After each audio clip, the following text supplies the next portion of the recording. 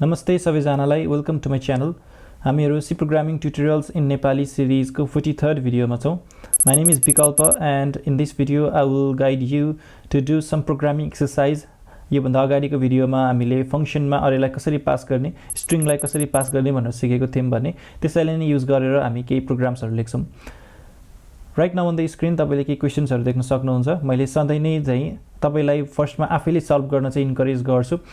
भिडियोलाई पज गरेर आफैले सल्भ गर्न ट्राई गर्नुस् अनि म आफैले पनि स्टेप बाइ स्टेप सबै प्रब्लम्सहरुको सल्युसन एक्सप्लेनेसन सहित गर्दैको छु भिडियोलाई अन्तिमसम्म हेर्नु होला अहिलेको लागि चाहिँ म तपाईलाई थोरै टाइम दिन चाहन्छु if you want to solve it on your own please pause the video now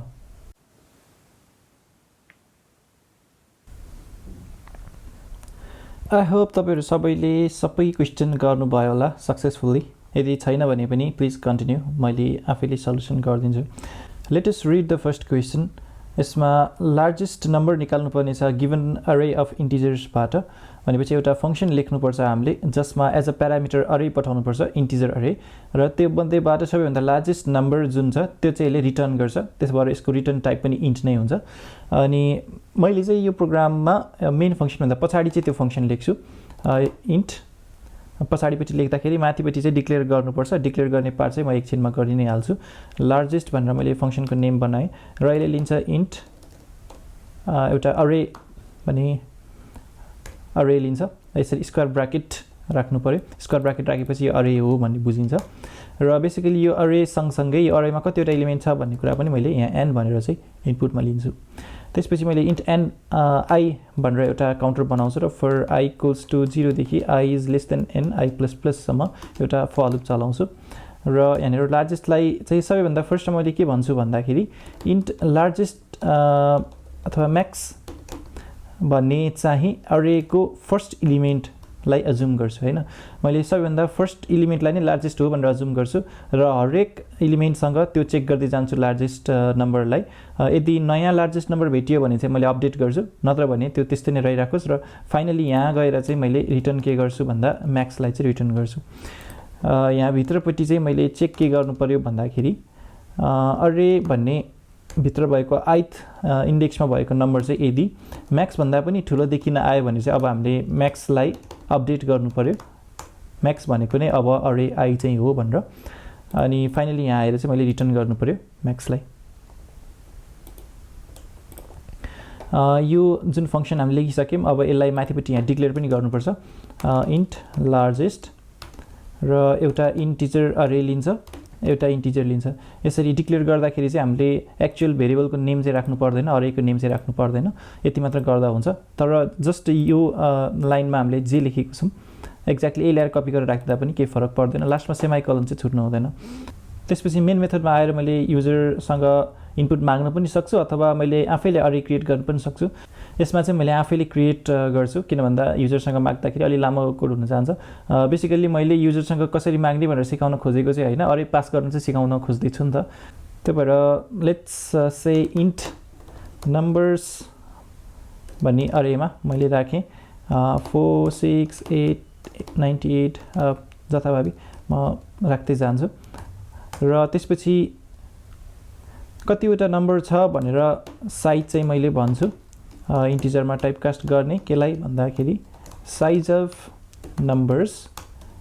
divided by size of numbers 0 भनेर भने मैले त्यसपछि चाहिँ मैले यो लार्जेस्ट नम्बर कुन चाहिँ हो भनेर कल गर्नु पर्यो त्यो कल गर्दाखेरि सबैभन्दा फर्स्टमा मैले इन्ट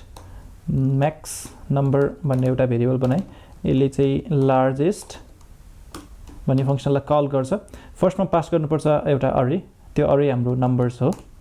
त्यसपछि नेक्स्टमा पास गर्नुपर्छ एउटा n भन्ने कतिवटा नम्बर छ भनेर त्यो भनेकै हाम्रो साइज हो यो दुईटा पास गरिसकेपछि अब म्याक्स नम्बरमा आएर यति मध्येको सबैभन्दा म्याक्सिमम नम्बर आएर बस्छ मैले प्रिन्टएफ गरिदिन्छु द लार्जेस्ट नम्बर इज भनेर %d n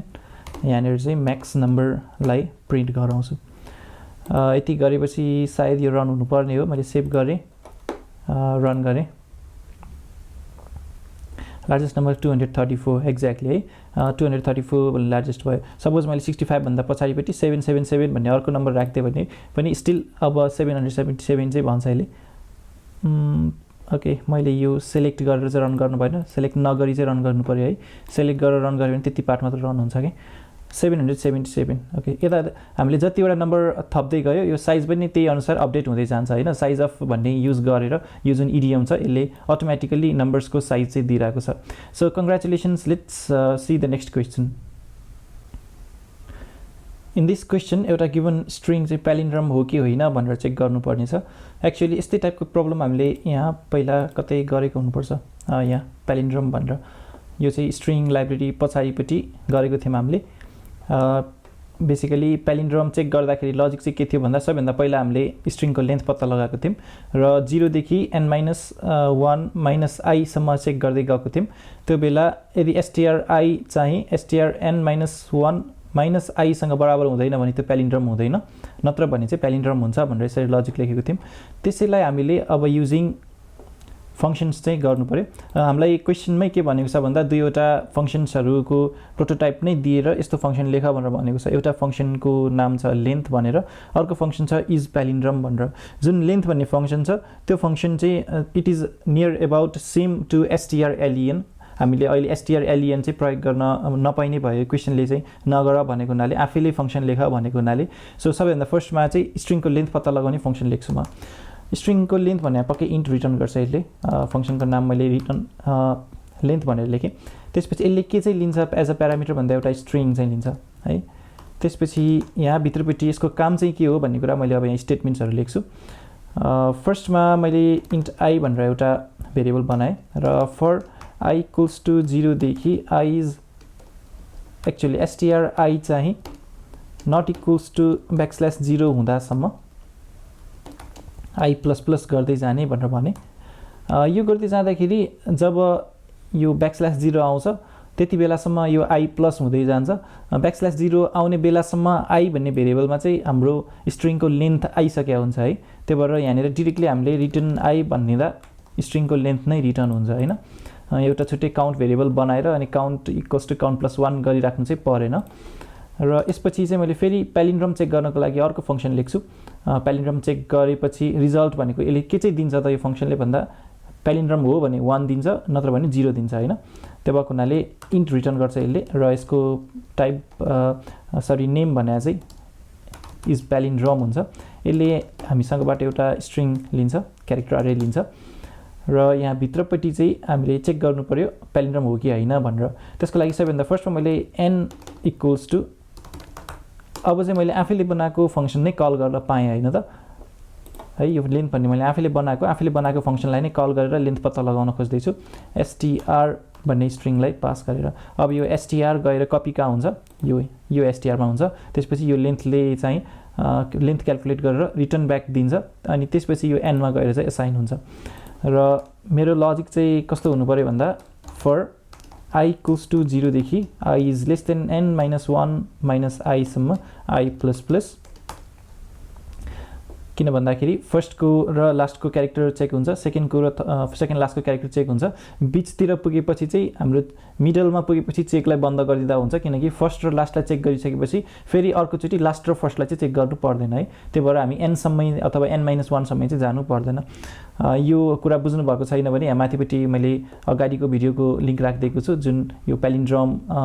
कोडिङ एक्सरसाइज 10 मा गरेको वाला त्यो हेर्नुभयो भने चाहिँ तपाईले बुझ्नुहुन्छ मैले एक्सप्लेनेसन त्यो भिडियोमै गरिदिएको छु र यहाँ भित्रपट्टि चाहिँ मैले चेक के गर्नु पर्यो त भन्दाखेरि str भन्ने ith मा भएको क्यारेक्टर चाहिँ यदि इक्वल हुँदैन strn-1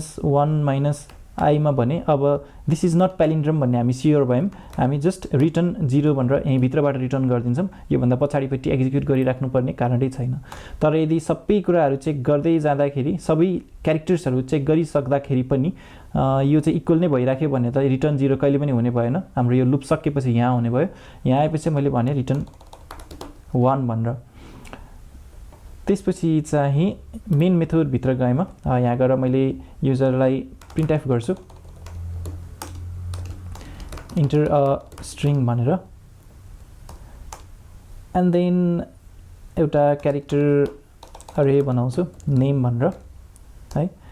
नेम अथवा एसटीआर नै भन्दिउँ यो एसटीआर भन्नु र यो एसटीआर भन्नु चाहिँ डिफ्रेन्ट हो मैले धेरै पटक भन्दै आएको छु अहिलेसम्म है यसलाई इक्वल्स टु भनेर दिने हैन कि यहाँबाट स्क्यानएफ गरेर लिन खोजिरहेको छु तर यतिकै साइज स्पेसिफाई नगरिकिन छोड्न चाहिँ मिल्दैन यहाँ मैले यसको साइज चाहिँ 100 भनेर भन्दै र यहाँ तल आएर मैले स्क्यानएफ गरे %s र एसटीआर भनेर पास गरेँ स्ट्रिङलाई लिँदाखेरि एम्परस्यान्ड राख्नु चाहिँ पर्दैन है त्यसपछि मैले यहाँनिर चेक गर्ने इफ र यहाँ भित्रपट्टि चाहिँ इज अन्डरस्कोर प्यालिन्ड्रमलाई कल गर्छु म र पठाउन चाहिँ के पठाउँछु भन्दा एसटीआर भन्ने पठाउँछु र इज प्यालिन्ड्रम भन्ने कल हुन्छ एसटीआर भन्नेमा चाहिँ यो एसटीआर गरेर कपी हुन्छ हैन र यसले दिने रिजल्ट चाहिँ यदि 1 आउँछ भने त्यो भन्दा इफ भित्र छिर्छ त्यो बेलामा मैले प्रिन्टएफ गर्छु द स्ट्रिङ इज प्यालिन्ड्रम भनेर नत्र भने चाहिँ एल्समा जाने भयो else printf the string is not a palindrome string भन्नु भने अथवा is not palindrome भनौँ न palindrome ओके यो लेखेँ मैले हाम्रो फंक्शन्सहरु एउटा लेन्थ एउटा is palindrome मेन फंक्शन त बाइ डिफल्ट हुने नै भयो यसलाई सेभ गरे र रन गर्छु केही प्रब्लम्स आयो भने फेरि हेरौँला enter a string radar okay is palindrome तर radar भन्ने भने चाहिँ is not palindrome सो यो स्ट्रिङ को बारेमा पनि बुझ्यौं हामीले स्ट्रिङलाई पास गर्नु र अरेलाई पास गर्नु भने उस्तै हो किनकि अरे अफ क्यारेक्टर्स भनेकै स्ट्रिङ हो नि त त्यही भएर so let's move on to the next question यो क्वेशनमा दुईवटा 3x3 डाइमेन्सनको म्याट्रिसेसहरुलाई मल्टिप्लाई गर्नुपर्ने फंक्सन लेख्नु पर्ने छ त्यो भएको हुनाले जुन 2D एरे पास गर्ने वाला कन्सेप्ट थियो यो भन्दा अगाडिको भिडियोमा त्यसलाई चाहिँ हामीले युज गर्नुपर्ने छ एक्चुअली मल्टिप्लाई गरेर अनि जुन रिजल्ट हुन्छ त्यो रिजल्टलाई एज अ एरे रिटर्न गर्न त मिल्दैन है किन भन्दाखेरि हामीले फंक्सनमा अरे पठाउन चाहिँ मिल्छ तर फंक्सनले रिटर्न गरेर अरे पठाउन चाहिँ मिल्दैन एक्चुअली अरेलाई पोइन्ट गर्ने पोइन्टर चाहिँ पठाउन रिटर्न गर्न मिल्छ हैन त्यो त अब पछि पनि पोइन्टरमै डिस्कसन गर्छौं तर कुनै पनि फंक्सनले अरेलाई रिटर्न गर्न चाहिँ मिल्दैन है त्यो भएको हुनाले हामीले रिजल्टलाई चाहिँ भित्रपट्टि त्यो फंक्सन भित्रपट्टि नै प्रिन्ट गराउने लजिक चाहिँ लेख्छौं हैन त्यो फंक्सनले रिटर्न गराउने चाहिँ लजिक लेख्दैनौं पछि पोइन्टर पढेपछि पोइन्टर युज गरेर कसरी रिटर्न गराउन सकिन्छ पनि वी विल डिस्कस है राइट नाउ मैले त्यही भएर void भनेर लेख्छु यसको टाइपलाई चाहिँ रिटर्न टाइपलाई अनि मल्टिप्लाई भनेर फंक्सनको नेम लेखेँ यसले लिन्छ इन्टिजर म्याट्रिक्स a भन्ने र यसको डिमेन्सन 3x3 हुन्छ मैले भने यसको अगाडिपट्टिको प्यारामिटर नदिए पनि हुन्छ पछाडीको चाहिँ दिनै पर्छ मैले भनेको थिए है त्यही भएर दुईटै नै दिम अनि इन्ट म्याट्रिक्स b को साइज पनि मैले 3x3 हुन्छ भनेर यसरी भने यसैले हार्ड कोड गरेर राख्नु चाहिँ अलिकति राम्रो मानिदैन यो हार्ड कोडिङ भन्दा पनि यसलाई चाहिँ यस्तो गरेको राम्रो है डिफाइन रोज भनेर 3 भने र डिफाइन कलम्स भनेको 3 भयो यो कोडलाई पछि 3 बाट 4 गराउनु पर्यो भने धेरै ठाउँमा चेन्ज गरिराख्नु पर्ने त राम्रो भएन नि त एक दुई ठाउँमा मात्र चेन्ज गरे पुग्ने टाइपको कोड लेख्यो भने चाहिँ अलिकति सजिलो भयो रोज र यहाँ पनि कलम्स भनेर राखेँ है त्यसपछि यो दुईटा म्याट्रिक्सलाई मल्टिप्लाई गरेर रिजल्ट चाहिँ प्रिन्ट गराउनु पर्ने हो मैले चाहिँ इन्ट रिजल्ट म्याट्रिक्सको लागि res mat भनेर भने रिजल्ट म्याट्रिक्स भनेर त्यसलाई चाहिँ 3x3 कै अथवा रोज बाइ कलम्स कै म्याट्रिक्स चाहिँ मैले बनाए रिजल्टलाई स्टोर गर्नको लागि त्यसपछि चाहिँ इन्ट I र j भन्ने दुईटा बनाए र फर I इक्वल्स टु 0 देखि I is less than rows सम्म I plus for j equals to 0 देखि j less than columns सम्म j plus र यहाँ भित्रपट्टि फेरि basically for k equals to 0 देखि k is less than columns k plus किन भन्दा यो सम को लागि चाहिँ बनाइराखेको छु मैले के भन्ने मैले यहाँनिर कतै पनि डिक्लेयर गरेको छैन यहाँ माथिपट्टि k लाई पनि राख्थ्यौ है र यो के भन्नेको लुप स्टार्ट हुनुभन्दा अगाडि मैले यहाँनिर इन्ट सम इक्वल्स टु 0 भनेर राख्छु र यो के भन्ने जुन लुप छ के को लुप यहाँ भित्रपट्टि चाहिँ sum equals to sum plus जुन हाम्रो म्याट्रिक्स ए छ म्याट्रिक्स ए को आई के टाइम्स म्याट्रिक्स बी को के जे यसलाई हामीले अगाडि नै पनि एकचोटि गरिसकेको छौँ यो म्याट्रिक्सको डिस्कसन गर्दाखेरि चाहिँ त्यही भएर यो म फेरि पनि एक्सप्लेन चाहिँ गर्दिनँ यदि यो यसको एक्सप्लेनेसन चाहनुहुन्छ भने चाहिँ यो माथिको लिङ्कमा गएर हेर्नुहोस् है त्यो भिडियोको मैले यहाँ राखिदिएको छु अनि त्यसपछि यो जुन भित्रपट्टिको सम क्याल्कुलेट हुन्छ त्यसपछि हाम्रो रिजल्ट म्याट्रिक्स जुन छ त्यसको आई र जे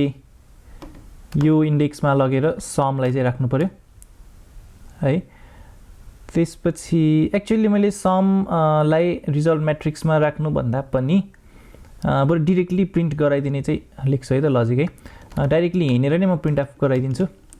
खास गरी मेरो अब्जेक्टिभ भनेको यहाँ म्याट्रिसेसहरूलाई फङ्सनमा कसरी पास गर्ने भनेर सिकाउने हो म्याट्रिक्सलाई मल्टिप्लाई गर्न त मैले पहिले पनि सिकाइसकेको छु त्यही भएर मैले यहाँ चाहिँ सकेसम्म छोटो बनाउन चाहन्छु पर्सेन्टेज डी भनेर एउटा ब्याकस्ल्यास टी दिन्छु एउटा ट्याब क्यारेक्टरको लागि र त्यही समलाई नै प्रिन्ट गराइदिन्छु यहाँ चाहिँ त्यसपछि जब यो भित्रको लुप सकिन्छ त्यसपछि प्रिन्ट एफ गरेर ब्याकस्ल्यास एन राखिदिन्छु नयाँ लाइनमा जाओस् भनेर यो रिजल्ट म्याट्रिक्स भन्ने चाहिँ चाहिँदै चाहिएन बरु योभन्दा अगाडि चाहिँ यहाँनिर प्रिन्ट एफ गरेर द प्रोडक्ट इज भनेर ब्याकस्ल्यास एन यसरी चाहिँ राखिदिन्छु बरु अनि तल आएपछि यो जुन मेन मेथड भएको ठाउँमा मैले दुईवटा म्याट्रिक्स डिफाइन गर्छु इन्ट mat1 रोज बाई कलम्सको म्याट्रिक्स चाहिँ हाम्रो 1 2 3 त्यसै गरी 4 5 6 र 7 8 9 चाहिँ हुन्छ त्यसै गरी mat2 पनि म यहाँनिर कपी गरेर पेस्ट गर्छु mat2 को लागि 1 0 0 आइडेन्टिटी म्याट्रिक्स बनाउन खोजिरहेको छु सो द्याट प्रोडक्ट चाहिँ हेर्ने बित्तिकै थाहा होस्